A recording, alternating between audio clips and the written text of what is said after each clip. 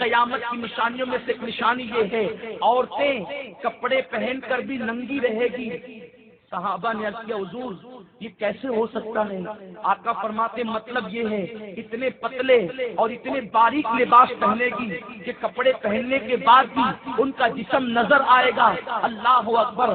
آج ایک بھائی اپنی بہن کے جسم پہ پتلے لباس دیکھ کر بھائی کو شرم نہیں آتی، بیوی کو بغیر دوپٹے کے دیکھ کر شوہر کو شرم نہیں آتی، بیٹی کو پارکوں میں بے پردہ گھومتا دیکھ کر باپ کو شرم نہیں آتی۔ گویا کہ نہ باپ منع کرنا چاہتا ہے، نہ شوہر منع کرنا چاہتا ہے، نہ بھائی منع کرنا چاہتا ہے۔ آج ماحول بالکل الٹ ہو گیا ہے۔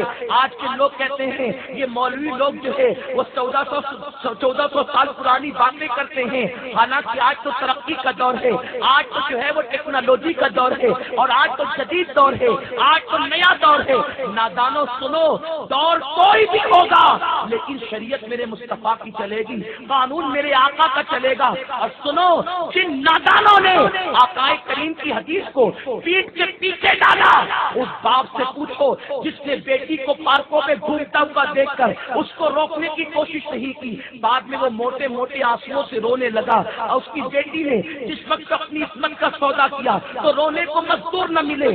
آج کل کی بچیاں جو ہے معاذ اللہ بیوٹی پارلر میں جا کر کے اپنے چہرے کو بنا رہی ہے، مساج کی دکانوں پر جا کر، اور وہاں جانے کے بعد اپنے چہرے کا اپنے جسم کا مساج کروا رہی ہے۔ وہ جوان لڑکی جس کے بارے میں شریعت کا قانون یہ ہے اگر بیٹی جوان ہو جائے تو ماں کے سامنے بھی وہ اپنے جسم کو کھول نہیں سکتی، جب بیٹی جوان ہو کر اپنی ماں کے سامنے جسم کو کھول نہیں سکتی تو جو لڑکیاں مساج کرتی ہے جسم کا ان کے سامنے لڑکیاں اپنے جسم کو کھول رہی ہے۔ باپ کو پتا ہے، بھائی کو پتا ہے، شوہر کو پتا ہے، لیکن روکنے کی کوئی کوشش نہیں کی جا رہی ہے۔ اور یہی بیوٹی پارلر، یہی مساج کی دکانیں عیاشیوں کے اڈے بن رہے ہیں، یہی سے لڑکیوں کے لڑکوں کے ساتھ رابطے کرائے جاتے ہیں اور پھر زنا کے لیے راستے ہموار کیے جاتے ہیں۔ اے باپ تیری غیرت کہاں چلی گئی؟ اے بھائی تیری غیرت کہاں چلی گئی؟ اے شوہر تیری غیرت کہاں چلی گئی؟ ایک مسلمان تو تھا اللہ اکبر جو اپنی بیوی کو مسجد میں جاتا دیکھنا گوارا نہیں کر سکتا تھا۔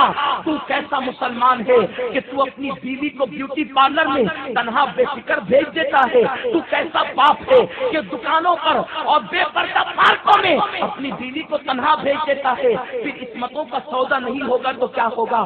آقا فرماتے ہیں وہ مرد دیوس ہے، دیوس جن کے گھروں کی عورتیں بے پردہ گھومتی ہے اور وہ منع نہیں کرتے، اللہ نہ ان کی نمازیں قبول کرتا ہے نہ ان کی دعائیں قبول کرتا ہے۔